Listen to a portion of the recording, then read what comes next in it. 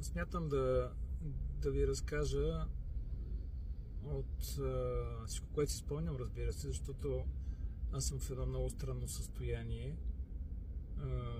Не си спомням много неща. Идеята ми е да ви разкажа от ден първи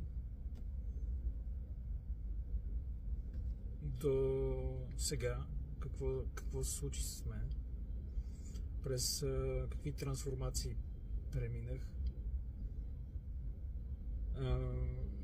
какви са отношенията ми с близките ми, какви усилия положих за да изглеждам така, както изглеждам в момента. Това, че карам кола, например, е едно от моите постижения. Защото не всеки, който е изкарал инсулт, може да кара кола.